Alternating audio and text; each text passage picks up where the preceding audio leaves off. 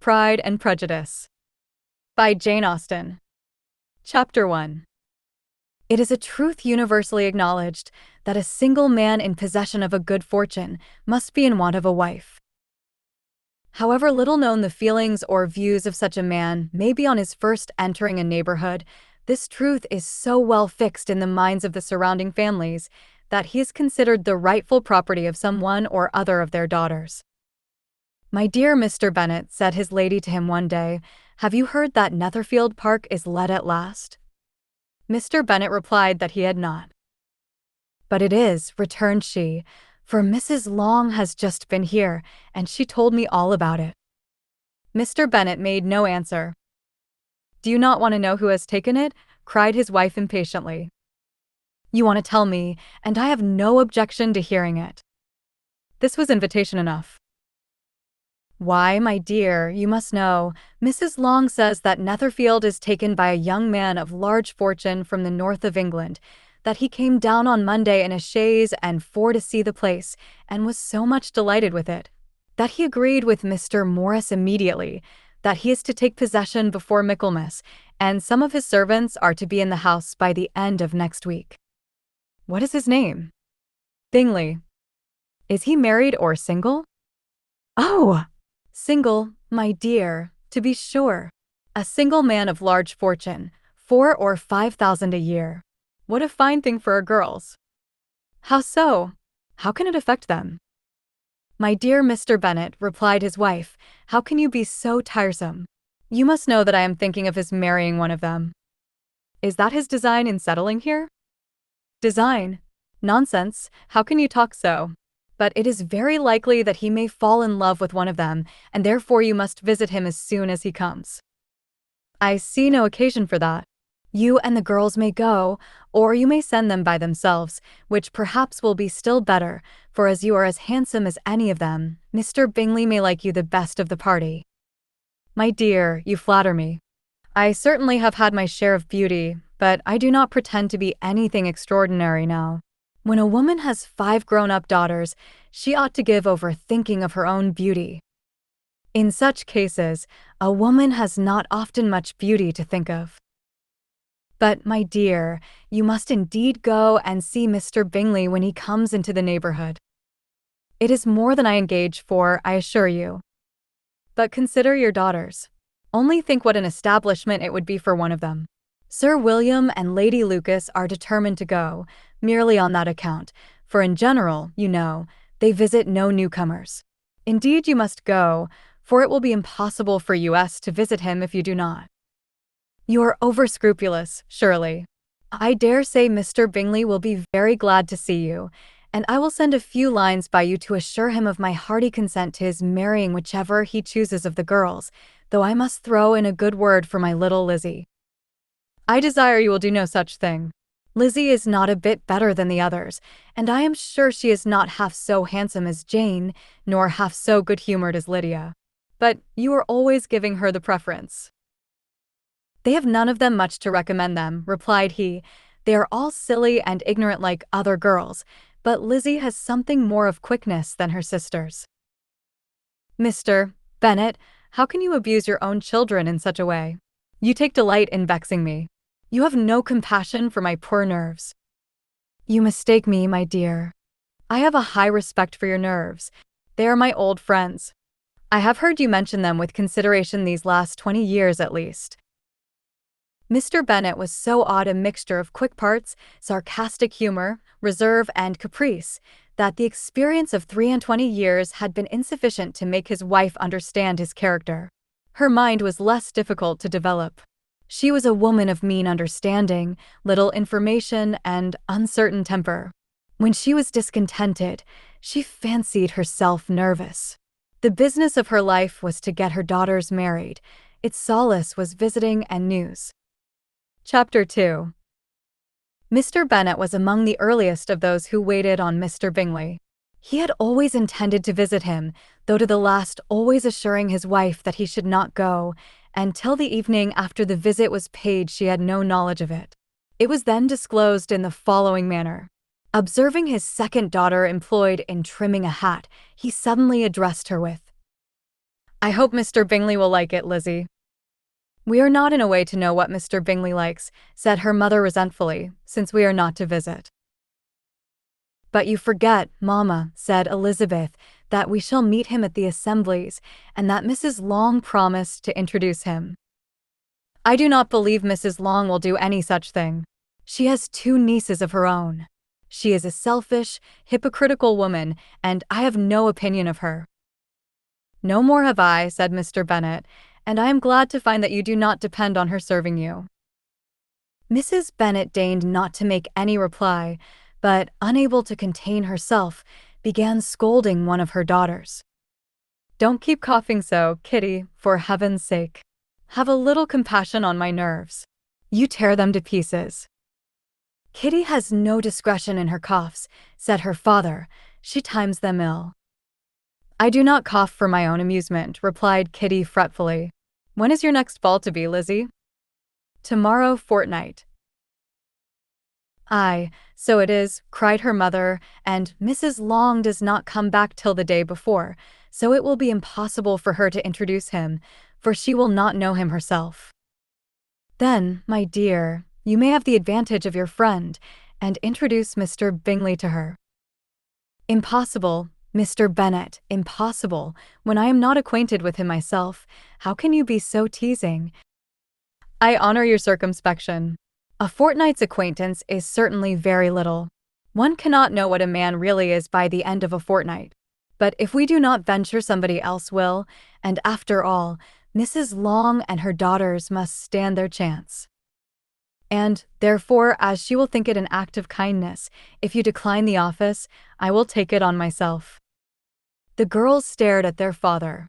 Mrs. Bennet said only, nonsense, nonsense. What can be the meaning of that emphatic exclamation? Cried he. Do you consider the forms of introduction, and the stress that is laid on them, as nonsense? I cannot quite agree with you there. What say you, Mary? For you are a young lady of deep reflection, I know, and read great books and make extracts. Mary wished to say something sensible, but knew not how. While Mary is adjusting her ideas, he continued, let us return to Mr. Bingley. I am sick of Mr. Bingley, cried his wife. I am sorry to hear that, but why did not you tell me that before? If I had known as much this morning, I certainly would not have called on him. It is very unlucky, but as I have actually paid the visit, we cannot escape the acquaintance now. The astonishment of the ladies was just what he wished, that of Mrs. Bennet perhaps surpassing the rest, though, when the first tumult of joy was over, she began to declare that it was what she had expected all the while. How good it was in you, my dear Mr. Bennet. But I knew I should persuade you at last. I was sure you loved your girls too well to neglect such an acquaintance. Well, how pleased I am. And it is such a good joke, too, that you should have gone this morning and never said a word about it till now. Now, Kitty, you may cough as much as you choose, said Mr. Bennet, and as he spoke, he left the room, fatigued with the raptures of his wife. What an excellent father you have, girls, said she, when the door was shut. I do not know how you will ever make him amends for his kindness, or me, either, for that matter. At our time of life it is not so pleasant, I can tell you, to be making new acquaintances every day, but for your sakes, we would do anything. Lydia, my love, though you are the youngest, I dare say Mr. Bingley will dance with you at the next ball. Oh, said Lydia stoutly, I am not afraid, for though I am the youngest, I'm the tallest. The rest of the evening was spent in conjecturing how soon he would return Mr. Bennet's visit, and determining when they should ask him to dinner. Chapter 3. Not all that Mrs. Bennet, however, with the assistance of her 5 daughters, could ask on the subject, was sufficient to draw from her husband any satisfactory description of Mr. Bingley. They attacked him in various ways, with barefaced questions, ingenious suppositions, and distant surmises, but he eluded the skill of them all, and they were at last obliged to accept the second-hand intelligence of their neighbour, Lady Lucas. Her report was highly favourable. Sir William had been delighted with him. He was quite young, wonderfully handsome, extremely agreeable, and, to crown the whole, He meant to be at the next assembly with a large party. Nothing could be more delightful. To be fond of dancing was a certain step towards falling in love, and very lively hopes of Mr. Bingley's heart were entertained. "If I can but see one of my daughters happily settled at Netherfield," said Mrs. Bennet to her husband, "and all the others equally well married, I shall have nothing to wish for."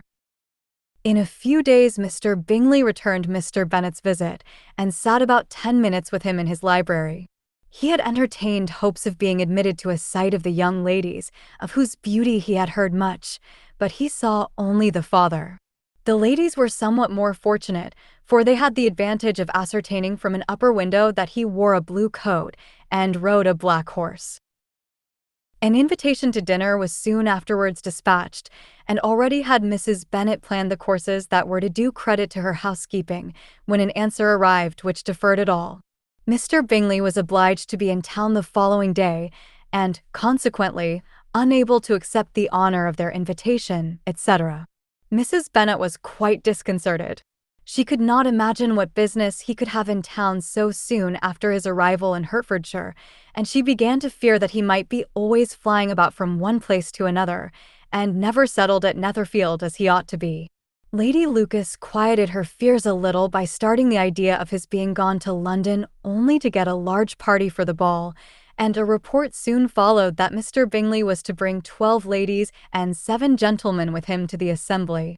The girls grieved over such a number of ladies, but were comforted the day before the ball by hearing that instead of 12 he brought only 6 with him from London, his 5 sisters and a cousin, and when the party entered the assembly room it consisted of only 5 altogether: Mr. Bingley, his 2 sisters, the husband of the eldest, and another young man. Mr. Bingley was good-looking and gentlemanlike. He had a pleasant countenance and easy, unaffected manners. His sisters were fine women, with an air of decided fashion. His brother-in-law, Mr. Hurst, merely looked the gentleman, but his friend Mr. Darcy soon drew the attention of the room by his fine, tall person, handsome features, noble mien, and the report which was in general circulation within 5 minutes after his entrance of his having 10,000 a year. The gentlemen pronounced him to be a fine figure of a man, the ladies declared he was much handsomer than Mr. Bingley, and he was looked at with great admiration for about half the evening, till his manners gave a disgust which turned the tide of his popularity, for he was discovered to be proud, to be above his company and above being pleased, and not all his large estate in Derbyshire could then save him from having a most forbidding, disagreeable countenance, and being unworthy to be compared with his friend. Mr. Bingley had soon made himself acquainted with all the principal people in the room. He was lively and unreserved, danced every dance, was angry that the ball closed so early, and talked of giving one himself at Netherfield. Such amiable qualities must speak for themselves. What a contrast between him and his friend! Mr. Darcy danced only once with Mrs. Hurst and once with Miss Bingley, declined being introduced to any other lady, and spent the rest of the evening in walking about the room, speaking occasionally to one of his own party. His character was decided. He was the proudest, most disagreeable man in the world, and everybody hoped that he would never come there again. Amongst the most violent against him was Mrs. Bennet, whose dislike of his general behavior was sharpened into particular resentment by his having slighted one of her daughters. Elizabeth Bennet had been obliged, by the scarcity of gentlemen, to sit down for 2 dances, and during part of that time, Mr. Darcy had been standing near enough for her to hear a conversation between him and Mr. Bingley, who came from the dance for a few minutes to press his friend to join it. "Come, Darcy," said he, "I must have you dance. I hate to see you standing about by yourself in this stupid manner. You had much better dance." "I certainly shall not. You know how I detest it, unless I am particularly acquainted with my partner. At such an assembly as this it would be insupportable. Your sisters are engaged, and there is not another woman in the room whom it would not be a punishment to me to stand up with." "I would not be so fastidious as you are," cried Mr. Bingley, "for a kingdom. Upon my honor, I never met with so many pleasant girls in my life as I have this evening, and there are several of them you see uncommonly pretty.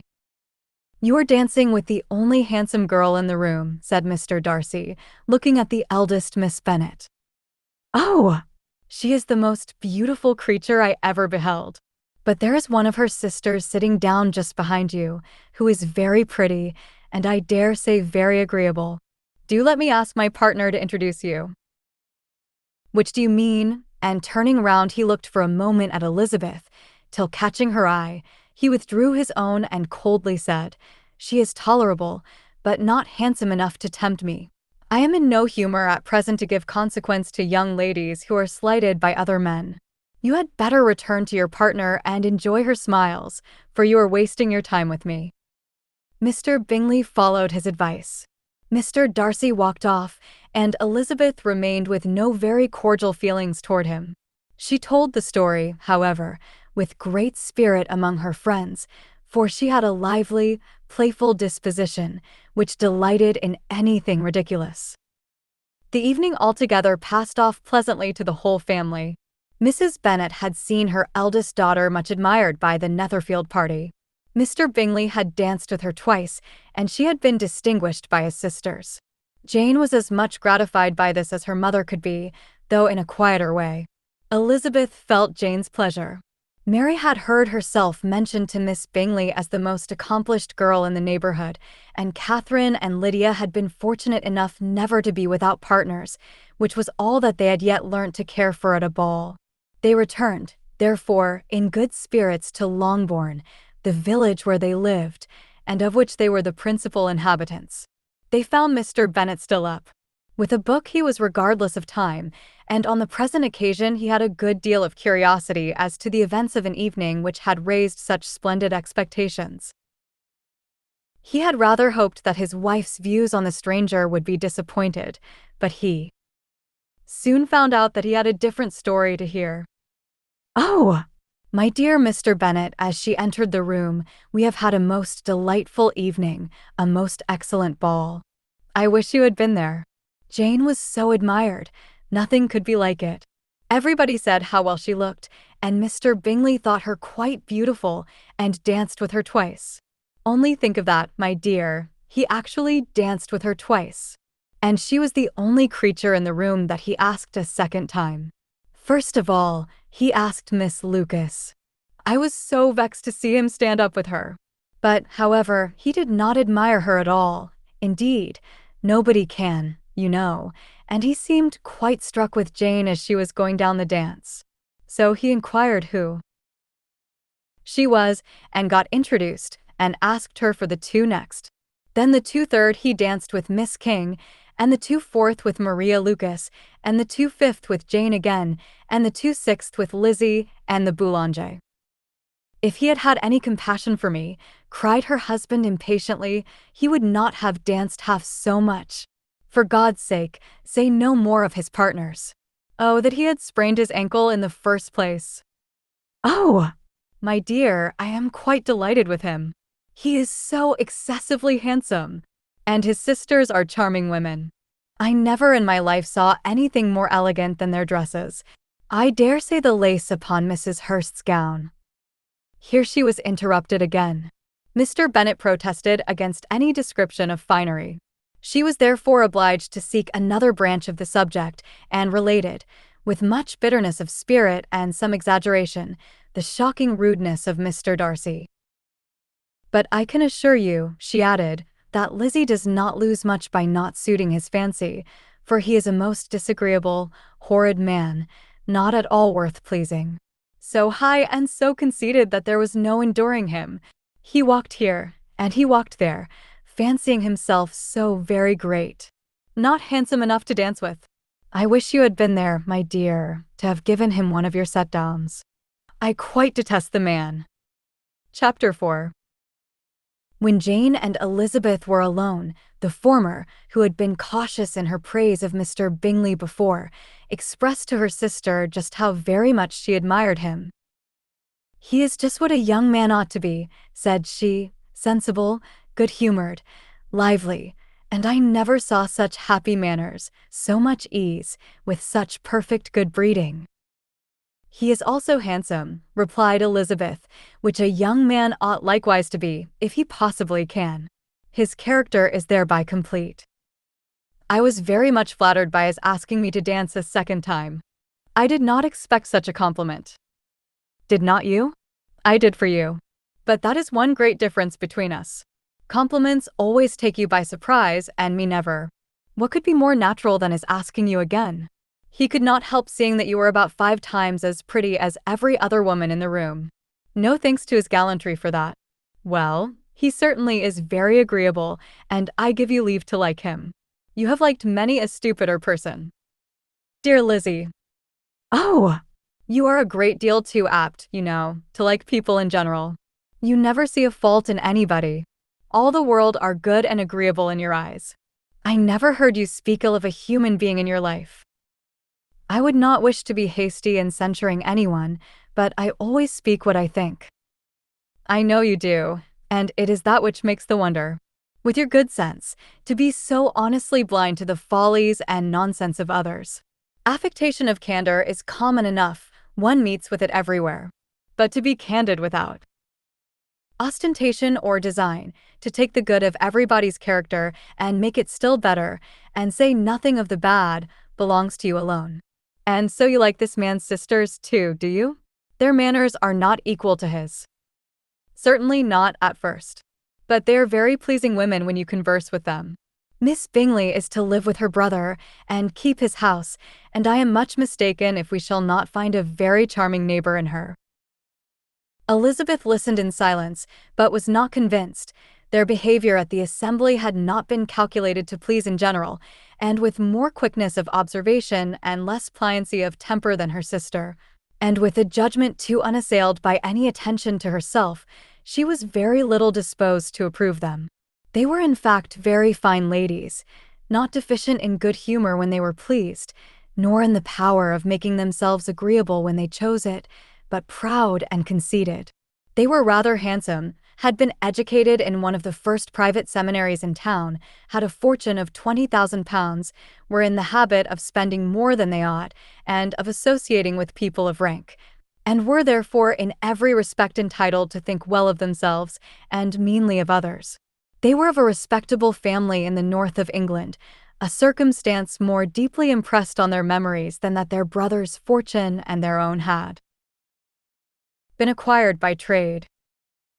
Mr. Bingley inherited property to the amount of nearly £100,000 from his father, who had intended to purchase an estate, but did not live to do it.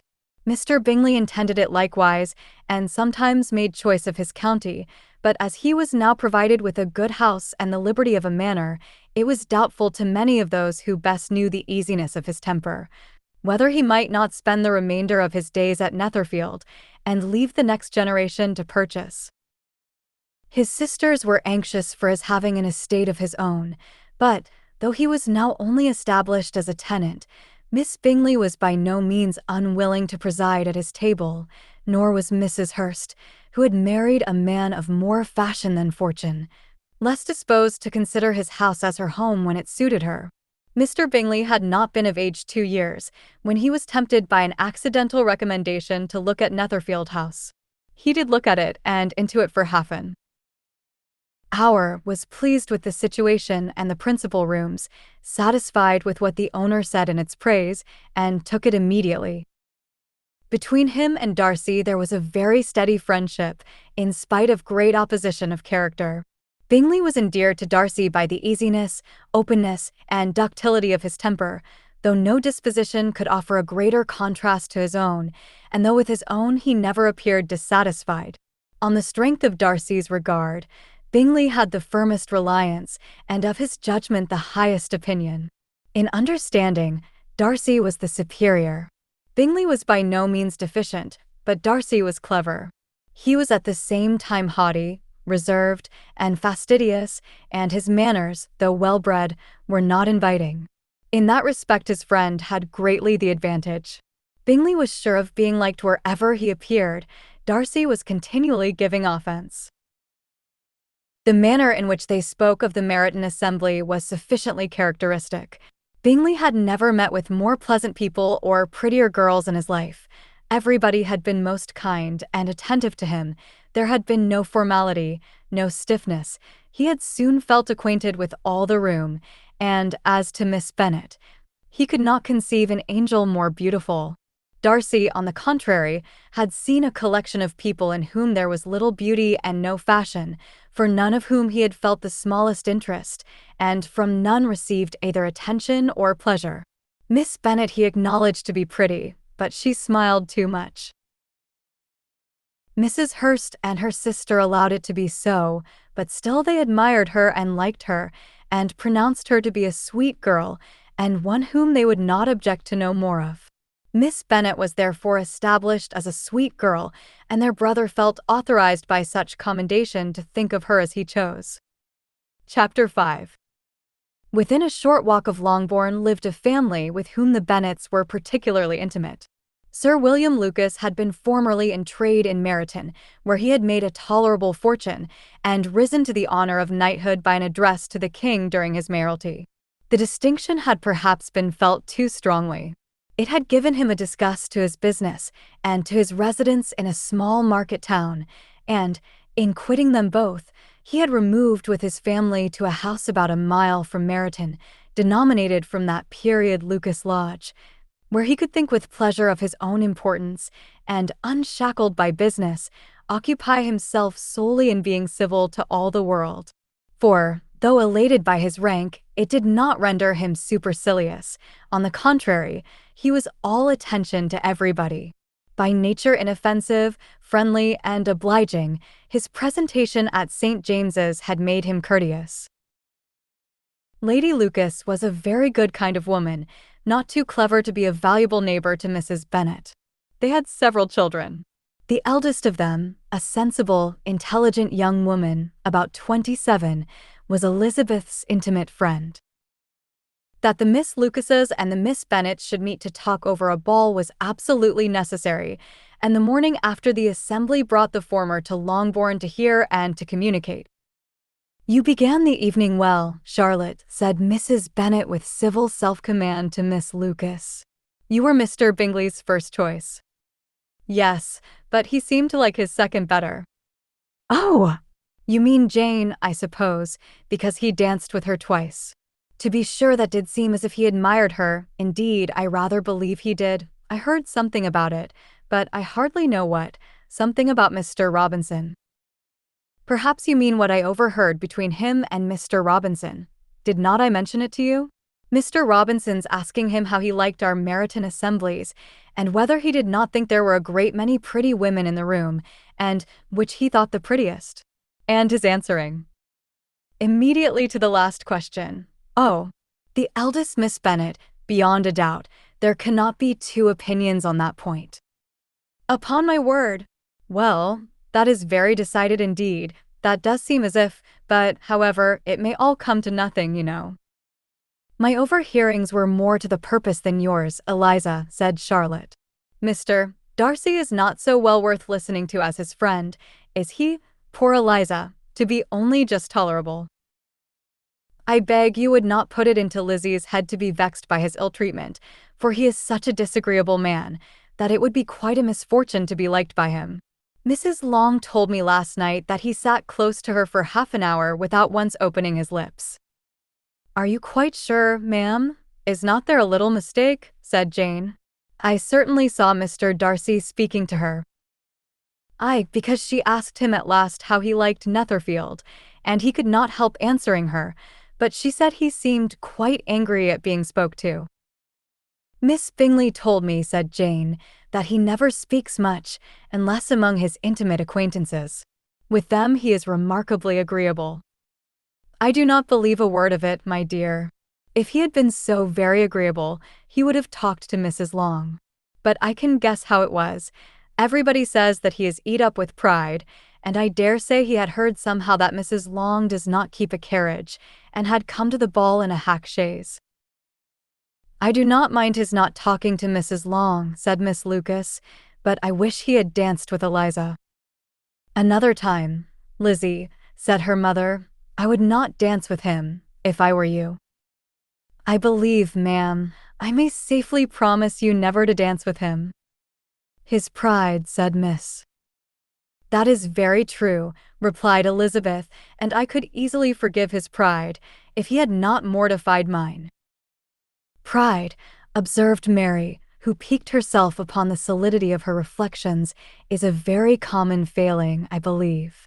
By all that I have ever read, I am convinced that it is very common indeed, that human nature is particularly prone to it, and that there are very few of us who do not cherish a feeling of self-complacency on the score of some quality or other, real or imaginary. Vanity and pride are different things, though the words are often used synonymously. A person may be proud without being vain. Pride relates more to our opinion of ourselves, vanity to what we would have others think of us." "If I were as rich as Mr. Darcy," cried a young Lucas, who came with his sisters, "I should not care how proud I was. I would keep a pack of foxhounds and drink a bottle of wine a day." "Then you would drink a great deal more than you ought," said Mrs. Bennet, "and if I were to see you at it, I should take away your bottle directly." The boy protested that she should not. She continued to declare that she would, and the argument ended only with the visit. Chapter 6. The ladies of Longbourn soon waited on those of Netherfield. The visit was soon returned in due form. Miss Bennet's pleasing manners grew on the goodwill of Mrs. Hurst and Miss Bingley, and though the mother was found to be intolerable, and the younger sisters not worth speaking to, a wish of being better acquainted with them was expressed towards the two eldest. By Jane, this attention was received with the greatest pleasure, but Elizabeth still saw superciliousness in their treatment of everybody, hardly excepting even her sister, and could not like them, though their kindness to Jane, such as it was, had a value as arising in all probability from the influence of their brother's admiration. It was generally evident whenever they met that he did admire her, and to her it was equally evident that Jane was yielding to the preference which she had begun to entertain for him from the first, and was in a way to be very much in love, but she considered with pleasure that it was not likely to be discovered by the world in general, since Jane united, with great strength of feeling, a composure of temper and a uniform cheerfulness of manner which would guard her from the suspicions of the impertinent. She mentioned this to her friend Miss Lucas. "It may perhaps be pleasant," replied Charlotte, "to be able to impose on the public in such a case, but it is sometimes a disadvantage to be so very guarded. If a woman conceals her affection with the same skill from the object of it, she may lose the opportunity of fixing him, and it will then be but poor consolation to believe the world equally in the dark. There is so much of gratitude or vanity in almost every attachment that it is not safe to leave any to itself. We can all begin freely. A slight preference is natural enough, but there are very few of us who have heart enough to be really in love without encouragement. In 9 cases out of 10 a woman had better show more affection than she feels. Bingley likes your sister undoubtedly, but he may never do more than like her, if she does not help him on. But she does help him on, as much as her nature will allow. If I can perceive her regard for him, he must be a simpleton, indeed, not to discover it too. Remember, Eliza, that he does not know Jane's disposition as you do. But if a woman is partial to a man, and does not endeavor to conceal it, he must find it out. Perhaps he must, if he sees enough of her. But, though Bingley and Jane meet tolerably often, it is never for many hours together, and, as they always see each other in large mixed parties, it is impossible that every moment should be employed in conversing together. Jane should therefore make the most of every half-hour in which she can command his attention. When she is secure of him, there will be more leisure for falling in love as much as she chooses. Your plan is a good one, replied Elizabeth, where nothing is in question but the desire of being well married, and if I were determined to get a rich husband, or any husband, I dare say I should adopt it. But these are not Jane's feelings. She is not acting by design. As yet, she cannot even be certain of the degree of her own regard nor of its reasonableness. She has known him only a fortnight. She danced 4 dances with him at Meryton. She saw him one morning at his own house, and has since dined with him in company 4 times. This is not quite enough to make her understand his character. Not as you represent it. Had she merely dined with him, she might only have discovered whether he had a good appetite, but you must remember that 4 evenings have also been spent together, and 4 evenings may do a great deal. Yes, these 4 evenings have enabled them to ascertain that they both like Vington better than commerce, but with respect to any other leading characteristic, I do not imagine that much has been unfolded. Well, said Charlotte, I wish Jane success with all my heart, and if she were married to him tomorrow, I should think she had as good a chance of happiness as if she were to be studying his character for a 12-month. Happiness in marriage is entirely a matter of chance. If the dispositions of the parties are ever so well known to each other, or ever so similar beforehand, it does not advance their felicity in the least. They always continue to grow sufficiently unlike afterwards to have their share of vexation, and it is better to know as little as possible of the defects of the person with whom you are to pass your life. You make me laugh, Charlotte, but it is not sound. You know it is not sound, and that you would never act in this way yourself. Occupied in observing Mr. Bingley's attentions to her sister, Elizabeth was far from suspecting that she was herself becoming an object of some interest in the eyes of his friend. Mr. Darcy had at first scarcely allowed her to be pretty. He had looked at her without admiration at the ball, and when they next met, he looked at her only to criticize. But no sooner had he made it clear to himself and his friends that she hardly had a good feature in her face than he began to find it was rendered uncommonly intelligent by the beautiful expression of her dark eyes. To this discovery succeeded some others equally mortifying. Though he had detected with a critical eye more than one failure of perfect symmetry in her form, he was forced to acknowledge her figure to be light and pleasing, and in spite of his asserting that her manners were not those of the fashionable world, he was caught by their easy playfulness. Of this she was perfectly unaware. To her he was only the man who made himself agreeable. Nowhere, and who had not thought her handsome enough to dance with. He began to wish to know more of her, and as a step towards conversing with her himself, attended to her conversation with others. His doing so drew her notice. It was at Sir William Lucas's, where a large party were assembled. What does Mr. Darcy mean, said she to Charlotte, by listening to my conversation with Colonel Forster? That is a question which Mr. Darcy only can answer. But if he does it any more, I shall certainly let him know that I see what he is about.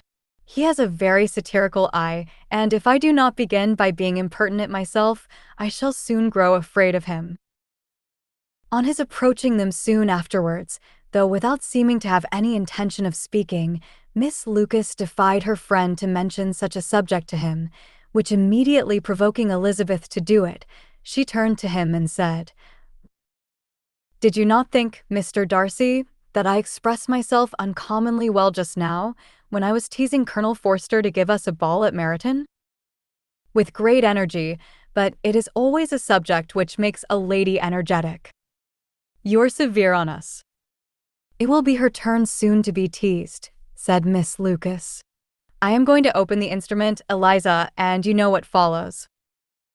You are a very strange creature by way of a friend, always wanting me to play and sing before anybody and everybody. If my vanity had taken a musical turn, you would have been invaluable, but as it is, I would really rather not sit down before those who must be in the habit of hearing the very best performers. On Miss Lucas's persevering, however, she added, Very well, if it must be so, it must. And gravely glancing at Mr. Darcy, there is a fine old saying, which everybody here is of course familiar with, keep your breath to cool your porridge, and I shall keep mine to swell my song. Her performance was pleasing, though by no means capital. After a song or two, and before she could reply to the entreaties of several that she would sing again, she was eagerly succeeded at the instrument by her sister Mary, who having, in consequence of being the only plain one in the family, worked hard for knowledge and accomplishments, was always impatient for display. Mary had neither genius nor taste, and though vanity had given her application, it had given her likewise a pedantic air and conceited manner, which would have injured a higher degree of excellence than she had reached. Elizabeth, easy and unaffected, had been listened to with much more pleasure, though not playing half so well, and Mary, at the end of a long concerto, was glad to purchase praise and gratitude by Scotch and Irish airs, at the request of her younger sisters, who, with some of the Lucases and 2 or 3 officers, joined eagerly in dancing at one end of the room. Mr. Darcy stood near them in silent indignation at such a mode of passing the evening, to the exclusion of all conversation, and was too much engrossed by his thoughts to perceive that Sir William Lucas was his neighbour, till Sir William thus began. "What a charming amusement for young people this is, Mr. Darcy. There is nothing like dancing after all. I consider it as one of the first refinements of polished society." "Certainly, sir, and it has the advantage also of being in vogue amongst the less polished societies of the world. Every savage can dance." Sir William only smiled. "Your friend performs delightfully," he continued after a pause, on seeing Bingley join the group, "and I doubt not that you are an adept in the science yourself, Mr. Darcy. You saw me dance at Meryton, I believe, sir." "Yes, indeed, and received no inconsiderable pleasure from the sight. Do you often dance at St. James's?" "Never, sir." "Do you not think it would be a proper compliment to the place?" "It is a compliment which I never pay to any place if I can avoid it." "You have a house in town, I conclude?" Mr. Darcy bowed. "I had once had some thought of fixing in town myself, for I am fond of superior society, but I did not feel quite certain that the air of London would agree with Lady Lucas." He paused in hopes of an answer, but his companion was not disposed to make any, and Elizabeth at that instant moving towards them, he was struck with the action of doing a very gallant thing, and called out to her, "My dear Miss Eliza, why are you not dancing? Mr. Darcy, you must allow me to present this young lady to you as a very desirable partner. You cannot refuse to dance, I am sure, when so much beauty is before you." And, taking her hand, he would have given it to Mr. Darcy who, though extremely surprised, was not unwilling to receive it, when she instantly drew back, and said with some discomposure to Sir William, "Indeed, sir, I have not the least intention of dancing. I entreat you not to suppose that I move this way in order to beg for a partner." Mr. Darcy, with grave propriety, requested to be allowed the honour of her hand, but in vain. Elizabeth was determined, nor did Sir William at all shake her purpose by his attempt at persuasion. "You excel so much in the dance, Miss Eliza, that it is cruel to deny me the happiness of seeing you, and though this gentleman dislikes the amusement in general, he can have no objection, I am sure, to oblige us for 1/2 hour." "Mr. Darcy is all politeness," said Elizabeth, smiling. "He is, indeed, but, considering the inducement, my dear Miss Eliza, we cannot wonder at his complaisance, for who would object to such a partner?" Elizabeth looked archly and turned away. Her resistance had not injured her with the gentleman, and he was thinking of her with some complacency, when thus accosted by Miss Bingley. "I can guess the subject of your reverie." "I should imagine not.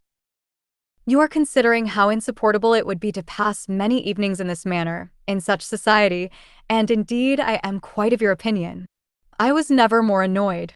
The insipidity, and yet the noise, the nothingness, and yet the self-importance of all those people. What would I give to hear your strictures on them? Your conjecture is totally wrong, I assure you. My mind was more agreeably engaged.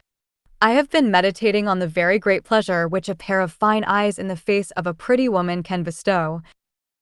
Miss Bingley immediately fixed her eyes on his face, and desired he would tell her what lady had the credit of inspiring such reflections. Mr. Darcy replied with great intrepidity, "Miss Elizabeth Bennet." "Miss Elizabeth Bennet," repeated Miss Bingley. "I am all astonishment. How long has she been such a favourite, and pray, when am I to wish you joy?" "That is exactly the question which I expected you to ask. A lady's imagination is very rapid. It jumps from admiration to love, from love to matrimony in a moment. I knew you would be wishing me joy. Nay, if you are serious about it, I shall consider the matter is absolutely settled. You will be having a charming mother-in-law, indeed, and, of course, she will always be at Pemberley with you.